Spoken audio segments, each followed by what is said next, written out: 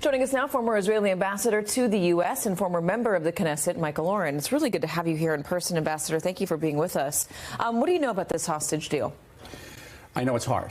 I know it's ridiculously hard. It's probably one of the hardest decisions any government ever has to make. On one hand, how do you say no to the release of 50 women, children, old people? How do you say no to that? The families have been in indescribable pain for the last almost 2 months now. So that goes without saying. On the other hand, it's saying to Hamas, okay, we've now created a precedent of a ceasefire. Yeah. Hamas needs a ceasefire. That, for Hamas, ceasefire means they win. They get away with mass murder. They survive. It means that the 250,000 Israelis who have been evacuated from their homes along the border can't really go back there. I don't know if you have kids, would you go back there and knowing that Hamas is on the other side, reorganizing and rearming? And it means the whole process starts over again. And we've also lost 62 soldiers. You have to go to those families and say, hey, your kids may have died for nothing. Then there's the terrorists who are going to get released from Israeli prisons, and there's going to be families who are going to appeal to the Supreme Court and say, you can't do this. You know, what about my family? And at the end of the day, there's actually no good decision.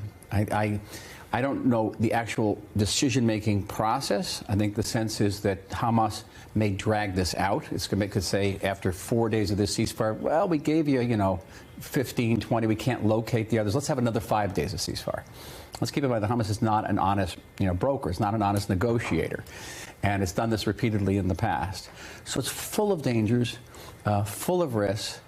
At the end of the day, I don't think the Israeli government could look those 50 families in the eye and say, listen, your kids aren't coming home. Oh, Benjamin Netanyahu hasn't been looking the families in the eye up until yesterday. There's been a lot of criticism of him for not directly relating to the hostage families. President Biden came over and did it, while Benjamin Netanyahu was not the prime minister.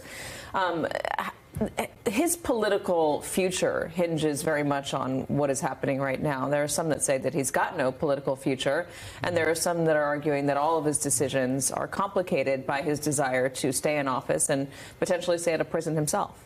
I think they used to say in the old SATs, D, all of the above. Like everything you just said is true. Does he have a political future? Probably not. Does he believe he does? He does. Will he fight it? Probably. Nobody knows right now. In Israel, people take responsibility. I don't think anybody resigned after Pearl Harbor. Nobody resigned after 9/11. In Israel, that you can't get away with that. So the chief of staff has already come out and said, I take responsibility. The head of military intelligence has come out and said, I take responsibility. The head of the internal security, our FBI, said, I take responsibility, which is Israeli code for when this is over, I'm going to resign. And Netanyahu has not done that yet. He's only said that there's going to be hard questions he's going to ask them. So, read between the lines. I think he's going to put up a fight and could resign. We don't know. Right now, everyone's focused on the war, on this hostage deal, and the pain of the hostage deals and the dangers of the hostage deal. So what does it look like if these hostages, these 50 are released, and potentially more if this extends, a ceasefire, a daily ceasefire of 10 are released every day?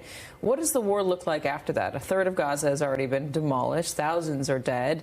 The north is uninhabitable right now, and there's some bombing starting in the south. What happens after this? Well, I think one thing that's going to happen is that Hamas is going to drag it up as far as possible. Hamas can't release all of the hostages. Let's game this out, if you will, for a second. If Hamas releases all the hostages and the fighting resumes, Israel's going to flood those tunnels.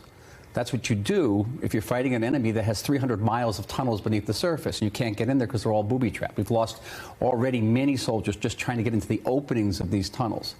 So the hostages are the ultimate human shields. They're also, for Hamas, a last get-out-of-Gaza free card. If Hamas is completely surrounded and it has no other options, they'll say, okay, we'll give you these hostages, but let us have a free passage out of here, because that's what the PLO did in Beirut in 1982, if you remember. So there's a precedent for that.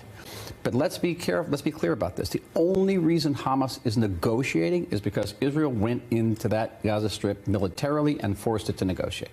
And without that pressure, we wouldn't be having this discussion.